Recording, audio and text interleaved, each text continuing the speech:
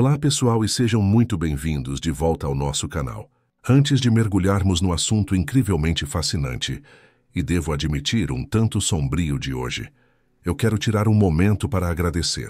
Agradecer a cada um de vocês, aos que estão aqui desde o início, aos que acabaram de chegar, aos que assistem silenciosamente e àqueles que sempre deixam um comentário, uma curtida ou compartilham o nosso conteúdo. É o apoio de vocês que transforma este canal em uma verdadeira comunidade de mentes curiosas. Saber que vocês dedicam um tempo do dia para explorar esses temas comigo é a maior motivação que eu poderia ter. Vocês não apenas assistem, vocês participam, questionam, e isso enriquece a nossa jornada de descoberta. Então, do fundo do meu coração, muito obrigado. Hoje, vamos explorar um lado da ciência que raramente é discutido em salas de aula. Não vamos falar de triunfos ou de descobertas gloriosas, mas sim de momentos em que a busca pelo conhecimento deu terrivelmente errado. Vamos falar de acidentes, de erros de cálculo e de desastres que, apesar de trágicos, nos ensinaram lições cruciais e mudaram o mundo para sempre. Vamos viajar para um laboratório secreto, onde uma esfera de plutônio ganhou o apelido de núcleo demoníaco, após ceifar a vida de 2 cientistas de maneiras agonizantes. Iremos até um lago aparentemente sereno em Camarões que, sem aviso, liberou uma nuvem invisível da morte, sufocando mais de 1.700 pessoas em questão de minutos. Visitaremos Londres durante um período de 5 dias, em que a poluição se tornou tão densa e tóxica que transformou o ar da cidade em veneno, causando um dos piores desastres ambientais da história. Essas não são histórias de ficção. São eventos reais, momentos em que a natureza ou a própria arrogância humana revelou consequências devastadoras. Cada um desses incidentes serve como um lembrete sombrio de que o poder da ciência e da natureza exige respeito, cautela e, acima de tudo, humildade.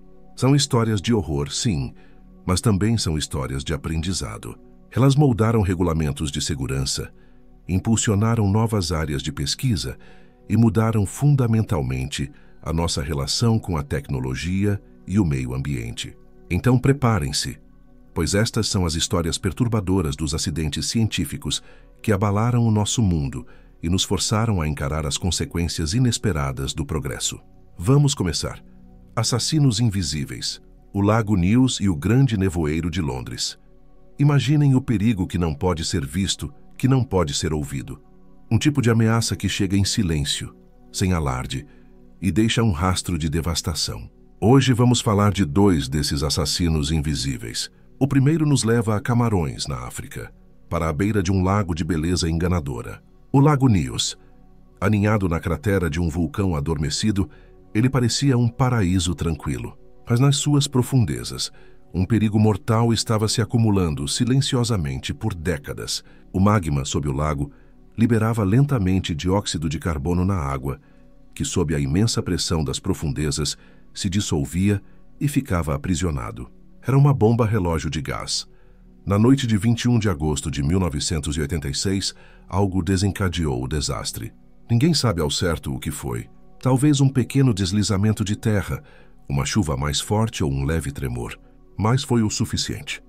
A perturbação fez com que a água profunda e supersaturada de CO2 subisse rapidamente. Ao atingir a superfície, com a pressão drasticamente reduzida, o gás dissolvido explodiu para fora da água, como quando abrimos uma garrafa de refrigerante agitada, mas em uma escala inimaginável. Uma fonte de água de quase 100 metros de altura jorrou do centro do lago, liberando uma nuvem colossal de mais de 1 quilômetro cúbico de dióxido de carbono. Como o CO2 é mais denso que o ar, a nuvem invisível não se dissipou para o céu. Em vez disso, ela abraçou o chão e, como um rio fantasma, desceu pelas encostas do vulcão a uma velocidade de até 50 km por hora, engolindo as aldeias vizinhas. Não houve aviso. As pessoas estavam em suas casas, dormindo ou se preparando para dormir. O gás deslocou o oxigênio do ar. A primeira sensação foi talvez de tontura, seguida por um desmaio súbito. Em minutos, mais de 1.700 pessoas e cerca de 3.500 cabeças de gado sufocaram. Os poucos sobreviventes acordaram em um silêncio assustador, cercados pela morte. Eles descreveram um cheiro de pólvora ou de ovos podres e uma sensação de calor. Esse evento, conhecido como erupção límnica, era tão raro que mal era compreendido. A tragédia do Lago Nyos foi um despertar brutal, que levou engenheiros a instalar tubos de desgaseificação para liberar o CO2 de forma controlada e segura. O que torna este desastre tão perturbador é o seu silêncio. Um lago que parecia a personificação da paz se tornou um assassino em massa, sem emitir som algum. Agora vamos cruzar o mundo até Londres. Em dezembro de 1952, a cidade enfrentava um inverno rigoroso. Para se aquecerem, os londrinos queimavam carvão em suas lareiras e fábricas operavam a todo vapor, também queimando carvão de baixa qualidade, rico em enxofre. Em 5 de dezembro, um fenômeno climático conhecido como inversão térmica ocorreu. Uma camada de ar quente se formou sobre a cidade, aprisionando uma camada de ar frio abaixo dela, junto ao solo. Isso funcionou como uma tampa, impedindo que a poluição se dispersasse. O resultado foi o Grande Nevoeiro de Londres, ou The Great Smog. Mas isso não era um nevoeiro comum. Era uma sopa tóxica e espessa de fumaça, dióxido de enxofre, fuligem e outras partículas. A visibilidade caiu para menos de 1 metro. O transporte público parou. Os carros eram abandonados nas ruas. As pessoas não conseguiam ver os próprios pés. O nevoeiro amarelo escuro, com cheiro de ácido, infiltrava-se em todos os lugares, até mesmo dentro das casas. E o mais aterrorizante era mortal. Respirar aquele ar era como ter os pulmões queimados por ácido. O dióxido de enxofre reagia com a umidade do ar e formava gotículas de ácido sulfúrico. Hospitais lotaram com pessoas sofrendo de bronquite, pneumonia e outras insuficiências respiratórias. O gado no mercado de Smithfield morreu sufocado. O nevoeiro durou 5 longos dias. Quando finalmente se dissipou em 9 de dezembro, a escala da tragédia começou a se revelar. As estimativas iniciais apontavam para 4.000 mortes, mas estudos mais recentes sugerem que o número pode ter chegado a 12.000, com mais de 100.000 pessoas ficando gravemente doentes. O chocante é que isso não foi um evento bizarro e imprevisível. Foi o resultado direto da poluição gerada pelo homem, combinada com as condições climáticas perfeitas. O Grande Nevoeiro foi um alarme tão brutal que forçou o governo a agir, resultando na Lei do Ar Limpo de 1956. Assim como o Lago Nyos, o nevoeiro de Londres foi um assassino silencioso, um lembrete terrível de que as maiores ameaças às vezes estão no próprio ar que respiramos. Brincando com o rabo do dragão, a agonia do núcleo demoníaco, em 1945, no auge da era atômica, em um laboratório secreto em Los Alamos, Novo México, jazia um objeto quase perfeitamente esférico, pesando 6,2 quilos. Feito de plutônio e gálio, brilhava com um calor próprio. Este era o coração de uma terceira bomba atômica, uma que nunca foi usada contra o Japão. Sem um propósito bélico, essa esfera se tornou objeto de estudo. Os cientistas queriam entender o quão perto poderiam levá-la da criticidade, o ponto em que uma reação nuclear em cadeia se torna autossustentável sem que ela realmente detonasse. Eles chamavam esses experimentos de cutucar o rabo do dragão, uma metáfora que revelava o quão perigosamente eles estavam brincando com o fogo. Mal sabiam eles que aquele núcleo ganharia um nome muito mais sinistro: o núcleo demoníaco. O primeiro a sentir a fúria do dragão foi Harry Daghlian, um físico de apenas 24 anos. Na noite de 21 de agosto de 1945, ele trabalhava sozinho no laboratório, uma quebra grave de protocolo. Sua tarefa era montar um experimento para refletir nêutrons de volta para o núcleo. Ele estava empilhando cuidadosamente tijolos de carbureto de tungstênio ao redor da esfera de plutônio.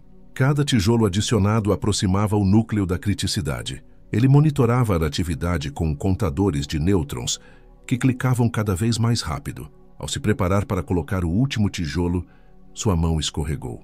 O tijolo caiu diretamente sobre o núcleo. No mesmo instante, o ar foi preenchido por um flash de luz azul e uma onda de calor intensa. Daghlian soube imediatamente o que havia acontecido. Ele havia recebido uma dose letal de radiação.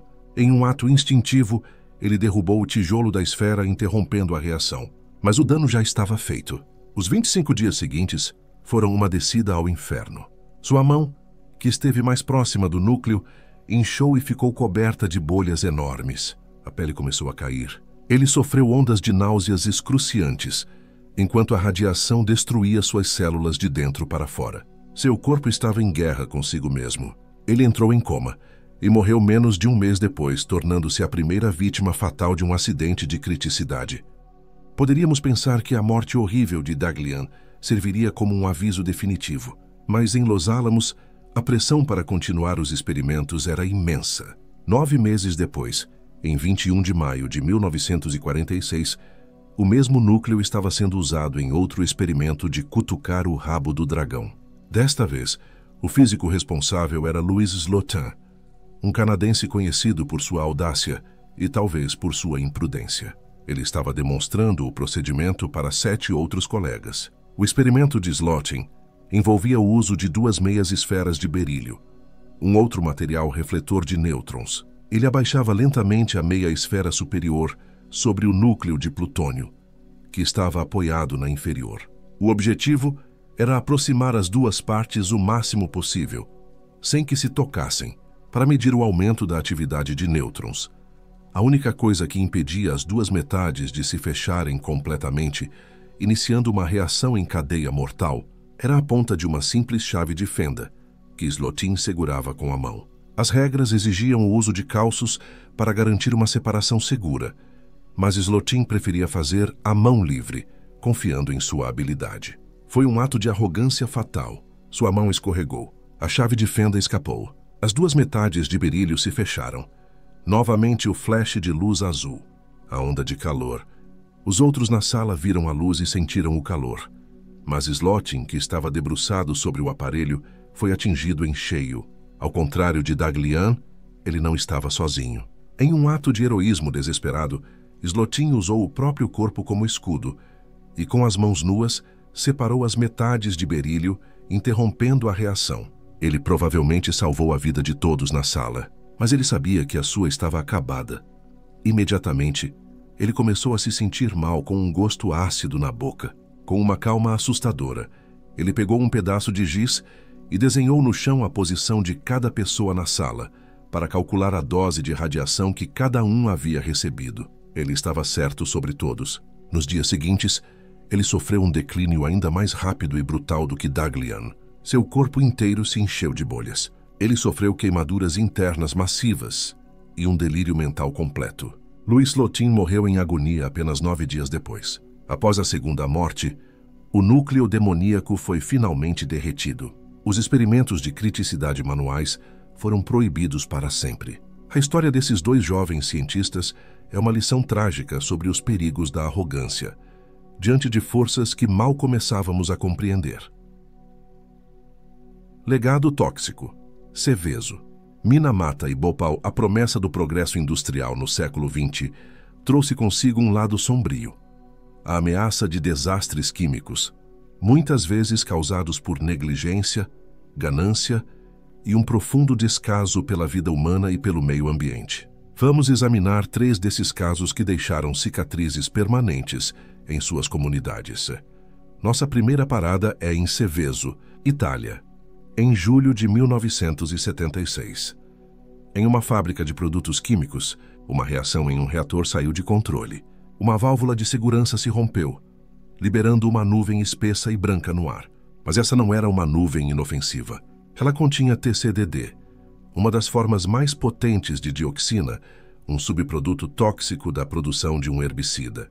A nuvem se espalhou pela cidade, assentando-se como um pó fino e oleoso sobre casas, jardins e plantações. No início, os moradores não sabiam o que estava acontecendo, mas em poucas horas, os animais de estimação e os pássaros começaram a morrer. As folhas das árvores murcharam e caíram. E então, os efeitos nos humanos começaram a aparecer. Crianças, principalmente, desenvolveram uma condição de pele horrível chamada cloracne, uma forma severa de acne cística que deixa cicatrizes desfigurantes para a vida. Mais de 3.000 pessoas foram evacuadas, forçadas a abandonar suas casas e tudo o que possuíam.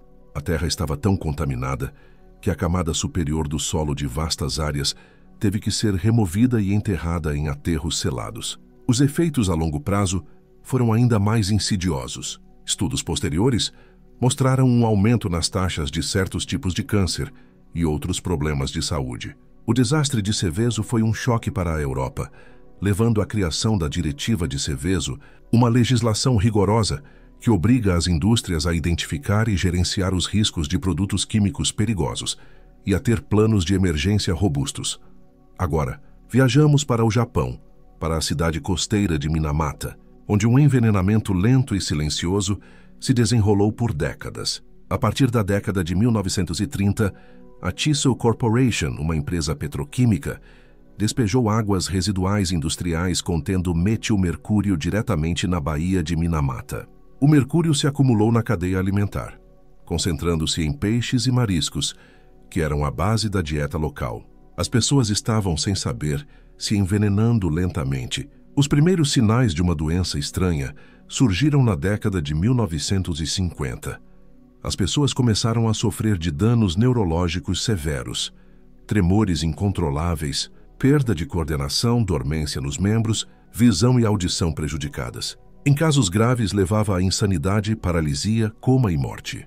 A condição ficou conhecida como doença de Minamata. O mais trágico de tudo foi o efeito sobre os nascituros. Mulheres grávidas que consumiam o peixe contaminado davam à luz a bebês com deformidades congênitas graves, paralisia cerebral e outros distúrbios neurológicos. A empresa Chiso negou veementemente qualquer responsabilidade por anos, e o governo demorou a agir, tentando encobrir o escândalo. As vítimas, principalmente pescadores pobres, foram estigmatizadas e ignoradas. Foram necessárias décadas de batalhas legais e ativismo para que a verdade viesse à tona e as vítimas recebessem alguma forma de compensação. Minamata se tornou o símbolo mundial da poluição industrial e da luta por justiça ambiental.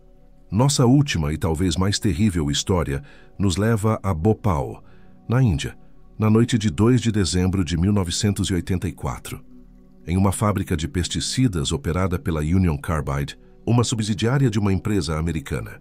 Uma série catastrófica de falhas de segurança levou ao pior desastre industrial da história. A água entrou em um tanque que continha 42 toneladas de isocianato de metila, um gás extremamente tóxico. A reação química resultante causou um aumento massivo de temperatura e pressão, e o tanque liberou uma nuvem densa e mortal de gás que se espalhou pelos bairros superpovoados ao redor da fábrica. As pessoas acordaram tossindo, com os olhos e os pulmões queimando, lutando desesperadamente para respirar.